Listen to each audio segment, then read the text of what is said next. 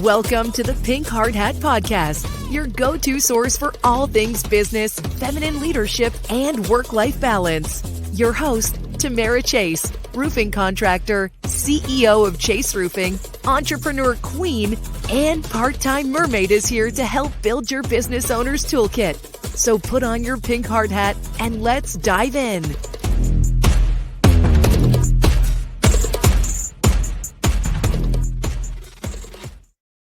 Hello, everyone, and welcome to the Pink Hard Hat Podcast. I am your co-host, Jeremy Wolf, and today I am joined by, of course, your host, Tamara Chase. Tamara, how are you doing today? Awesome. So excited. Yeah, and we have a very, very special guest on the show today. I'd like to give a warm welcome to Sheri Fitz with Sheri Fitz and Company. She is founder, CEO of Sheri Fitz and Company, is a compelling public speaker and financial services marketing, sales, and brand guru. And she is on a mission to amplify the heart of financial services. She really harnesses the power of emotional connection to help financial professionals create more trust in their client relationships and make their engagements more meaningful to their businesses and more impactful to their bottom line, and with a host of other things that she does. So my role today, I'm going to creep into the background, and I am going to let Tamara dive in and get into a little bit more about what my role Sheri today. does. I'm going to be a creep. So with that being said, welcome everybody. This is going to be a lot of fun. Oh. So Tamara, please kick this thing off, and let's learn a little bit more about what Sheri does, and we'll go from there. Yeah.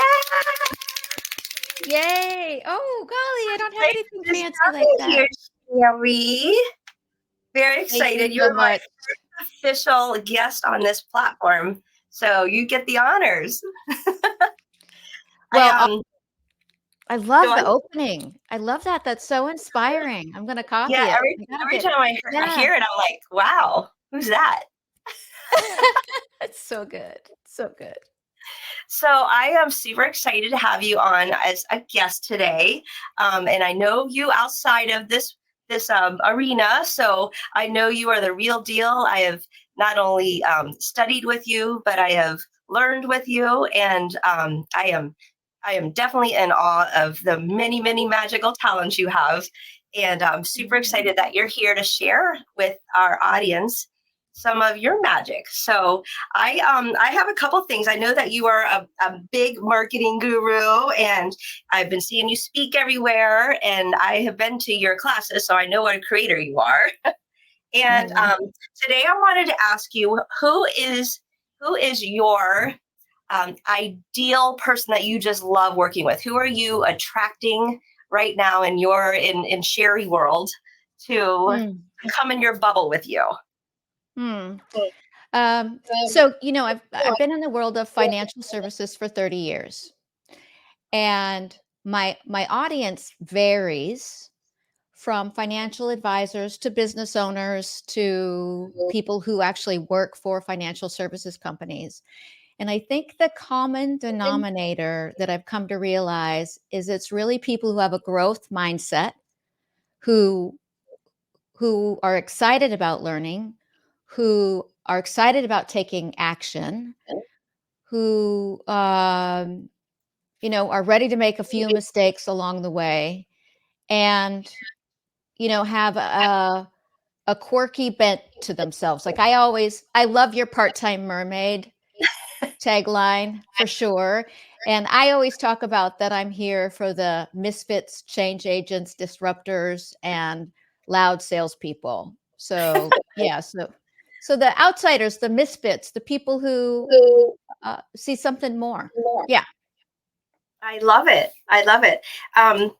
You had talked to us when I was in your class, and I would love for you to tell our audience here about something that you created with EQ. Can you tell us what happened? How did you start that? What caused it, and what is it? Yep. So I was rebranding myself after about 5 years of living a lie. I think that's hilarious. 5 years of living a lie, which was that my website really didn't say what I was up to anymore. And so I finally decided to rebrand. And in the process of rebranding, as you know, you do a lot of introspective work about who do I serve? Why do I serve them? What am I offering? What's different? All of those questions. And I was walking the dog, and I spent the whole 2020 teaching people how to get their virtual shirt together. I did so many workshops on Zoom helping people understand how to do virtual stuff. And so I thought, well, maybe I help people with virtual intelligence. And I went, nope. And then I thought, well, maybe I help them with digital intelligence because I've been doing digital stuff for a very long time. And I went, nope. And then finally I went, I help people with their digital emotional intelligence. And I went, hell yes.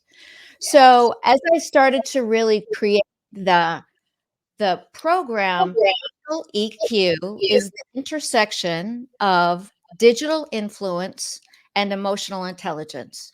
So if you think about where we are right now, as a professional, as business leaders, there are two key things that we need to understand: what's going on in technology and AI and digital and all the things, right?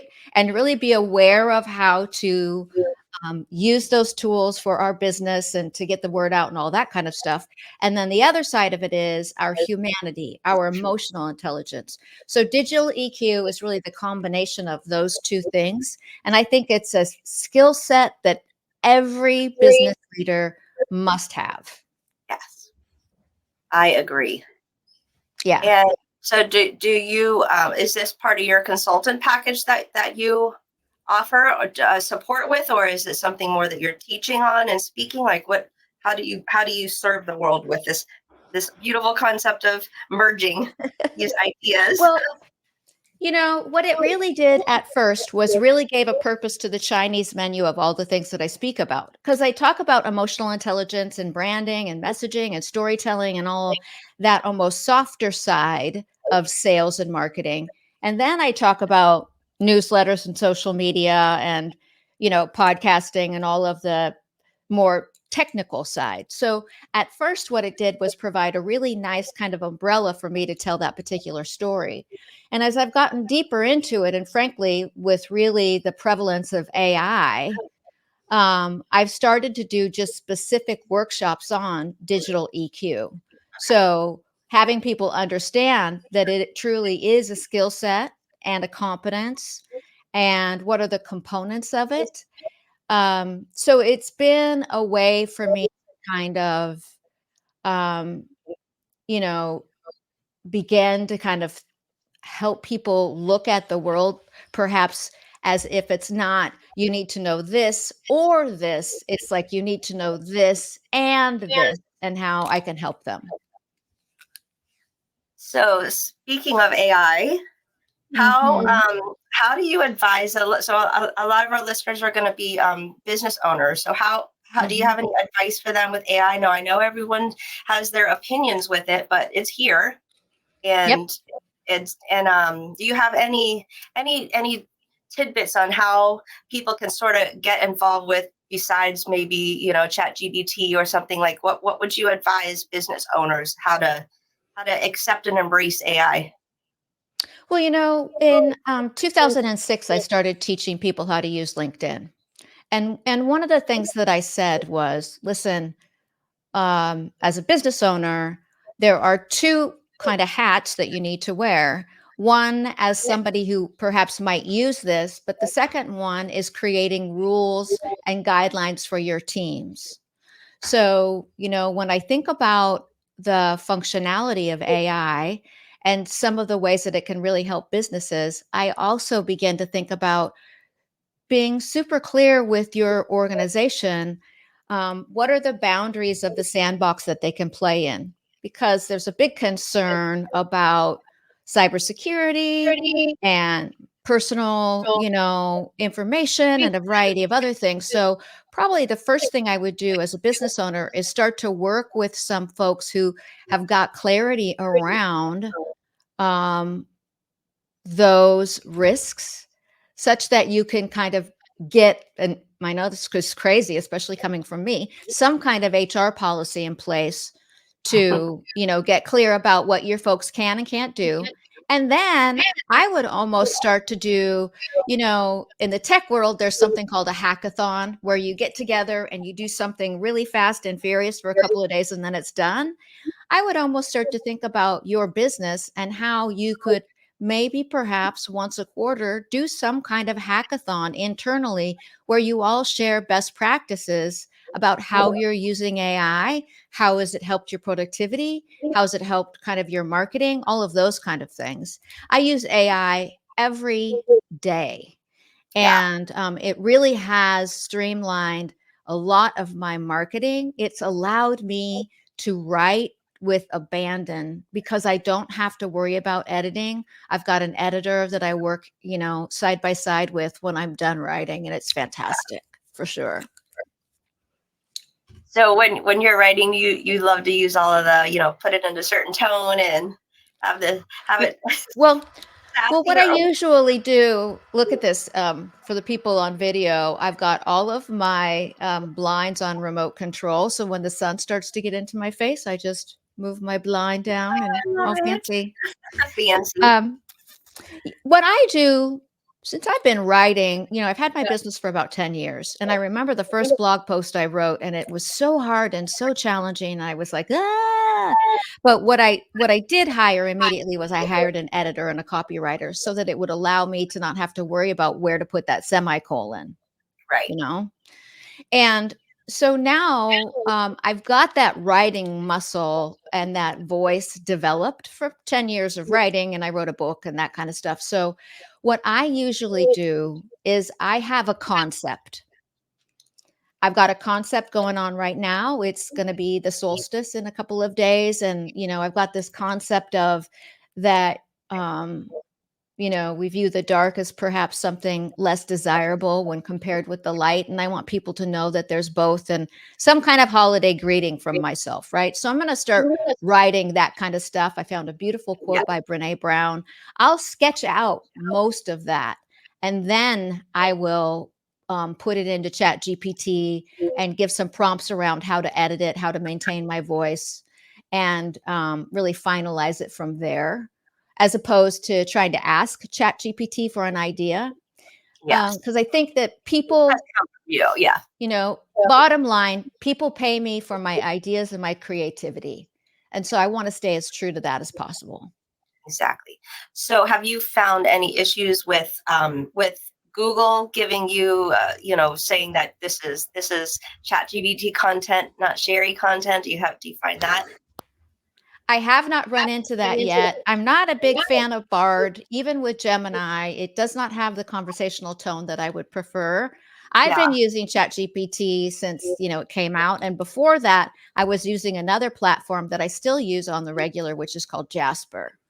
Okay. So I was using AI probably about a year before ChatGPT came out. You were really ahead of the curve. I wanted to inject myself back into this conversation, just to inject a little humor into the conversation about ChatGPT in specific. I started using it, as you know, Tamara. I publish a local magazine, and I use it often for content. It really is a wonderful tool, and it's so funny. My wife is from Peru, so English is a second language for her, and she's always struggled with putting her thoughts down to paper, and she'd always come to me for assistance. And I introduced her to ChatGPT. And I got to tell you, I think she just informed me that she's leaving me for the chatbot because she gets her better than I ever will. That's what she told me.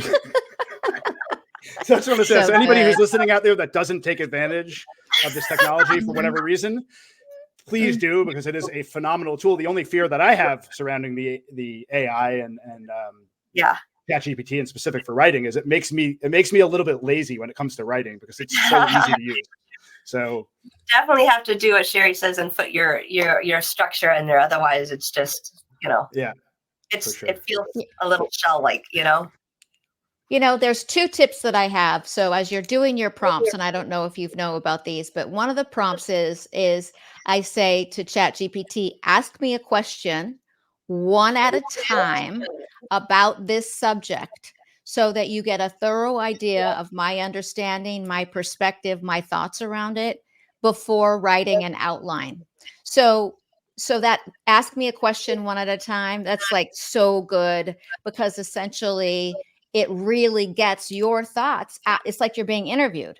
Yeah. Gets your thoughts out of you and on to paper, which is Yeah. a good start for any kind of authentic kind of piece. So that's one. And then the other one is, when I get it to review my copy, I ask it to provide the edits and any directional edits, which is more not necessarily just grammar. You probably know this, Jeremy, right? It's not grammar. It's not, punctuation. It's more, how does this flow? How might it be,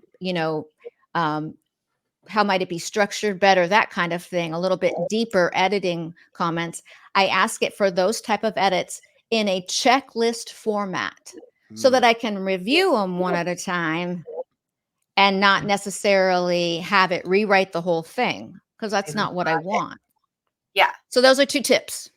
Yeah. Nice. Thank you. Thank you. Thank you. Yeah, very interesting. I actually saw another note, and then I'll jump off. I saw a YouTube video the other day with a philosopher, Alex O'Connor, I think his name is, and he's big on. He's an atheist, and he debates religious folks and whatever. Anyway, he had a conversation with ChatGPT. It was his goal to get ChatGPT to acknowledge the existence of God, and he got there through logic. Full stop. That's so fun. It's very interesting. Wow. Look it up on YouTube. It's a very interesting discussion. Is he the guy that does philosophy talks? Yeah, he has a YouTube channel all about that. He interviews other atheists and other religious leaders, and they debate these fascinating issues. But I thought it was fascinating to see how he spoke to chat and ultimately got it to acknowledge the existence of God. Interesting. All right, so I'm going to jump off again. Let you guys talk more. I want to do that. I'm going to do that. You hear me? So I also wanted to ask you, I follow you on social media, and you always post pictures of hearts when you see them. And I would love to hear about your heart campaign and what that means to you. I think it's such a sweet part of you. It's kind of hilarious. I don't know when it really started. But I walk quite a bit. I walk the dog, and we walk between 2.5 to 4 miles to 5 miles a day or whatnot. Seriously, even in a couple weeks ago, there was an atmospheric river over Portland, Oregon, which just means it rains a lot more than a shower. Anyway, so I walk every day. And then, when I'm traveling, I tend to walk. What I usually do is find a coffee shop about 2 miles away from my hotel, and I walk there, get coffee, walk back, so I can learn where I am and, that kind of thing. And it's crazy how I find hearts more like they find me in the shape of, moss or, rocks. Or the other day there was some crow drippings, which was hilarious. It was in the shape of a heart. But it finds me. And, for me, I feel like it's just a wink from the universe that says that, hey, I'm here. And so along with that little picture that I always post, I always say, I love you too. So it's kind of like somebody is telling me that I love you, and I'm telling them back, I love you too. And what's really sweet is that now random people send me pictures of, they found a clam that was the shape of a heart. They've got a sunflower, in the sky. There's clouds. It's just really sweet. So I've been thinking about actually keeping track of what people send me, and maybe once a year publishing a little post of all the love that's been kind of shared. You're receiving love. It's like it's recycled love. Yes. Yeah. And you're also teaching people to look for hearts. I've always loved looking for hearts too, and that's something that I love, and I know in our group there's a couple others that love that too, and I think that's just so cool, because it's also just a reminder to everyone else. Yep, I received the love. I found more love. I love it. Yeah. I think and for me, sometimes I'll walk past something like a piece of lichen or whatever, and I'll be like, nah. And then what I'll do is stop. And I know this is crazy. I'll be like, every kind of love deserves acknowledgement. Yeah. Every kind. The only one I have not sent out to the public is a pile of dog that was exactly in the shape of a heart, but I decided against that. So I appreciate that. Can you imagine? Like, yeah, Oh my God. yeah. So I understand you have a conference coming up. So I wanted to give you a couple minutes to talk about that. Tell us who you're going to serve. If we want to come to your conference, what will we expect? Well, kind of back to this digital EQ thing. Okay. One of the things that's crucially important, I wrote a blog post the other day on authentic, the word of the year. And Okay. particularly in the world of financial services, but even like in your world, Tamara, like trust is so essential Yes, in our business relationships. it is. Because you touch people's homes, right? And in financial services, we touch people's money and their security. And so trust is essential. And and I'm sure you started to see this with the advent of AI. And even before that, there was just so much noise and everybody kind of jumping onto this loud clamor of pay Yeah. attention to me, me, me, me. And my perspective is that I believe having a clear personal brand, one that is very intentionally purpose-based, one that, if I get a little woo-woo, would be very much based on your purpose or your dharma, to really have a personal brand and be crucially, focused on that in every single business environment. It helps you stand out and differentiate yourself. I mean, it just brings me so much joy to see your pink hard hat branding and that you're claiming that. And, just like to have a personal brand is an essential component of any business leadership role, if you ask me. And yet, many times we go to our conferences and we're learning about, for you, it's product and safety, crucial, obviously, and a variety of other things. For me in financial services, it's product and investing and, this investment and that 401k, that kind of thing. And yet, when you speak to most of the practitioners, what do they want to do? They want to stand out and sell more. And yet we don't really address that. And the first place to address that is with a very clear personal brand.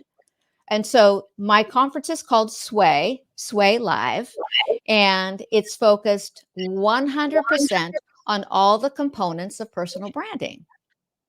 So that would be the inside work, because there's inside work to do. And then there's outside work to do. So inside work is getting clear on what you want to stand for, why you stand for it, claiming that you're worthy of, visibility, all that kind of stuff. And then the outside work is things like podcasts and newsletters and channels and, how to do it and the technical component. So it's 2.5 days. It's in August in Palm Springs. I picked Palm Springs because it's funky and cool and century and very artistic and creative. And Palm Springs, Florida. Palm Springs, California.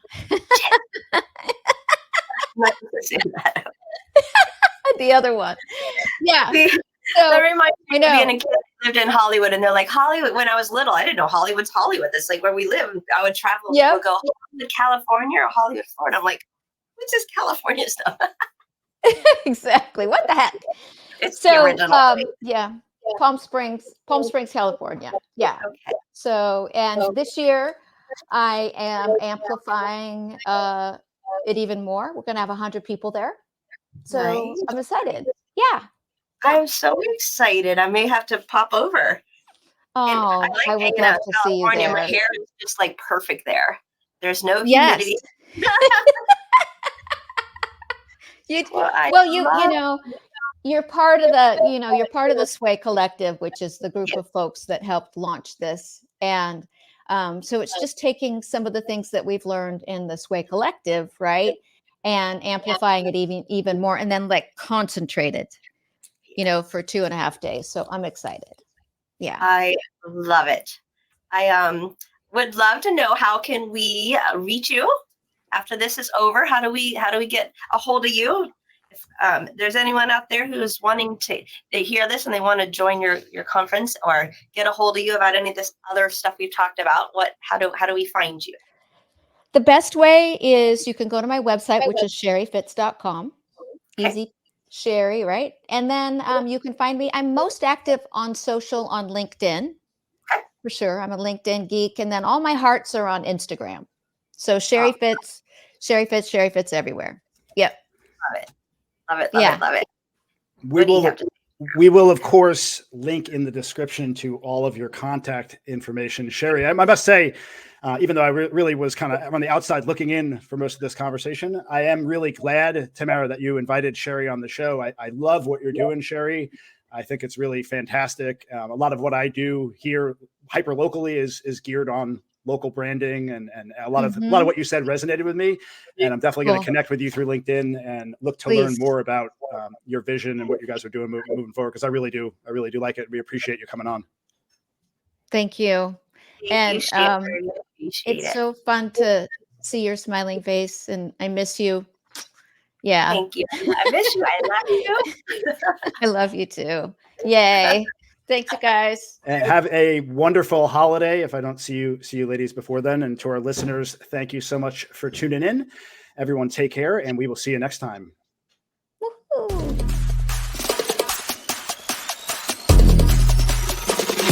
Thank you for joining us on another empowering episode of the Pink Hard Hat Podcast with host Tamara Chase. We hope you'll build a strong foundation for your business with the insights and tips from our episodes. Until next time, stay inspired, stay fierce, and remember, your business is more than a place. It's a reflection of you.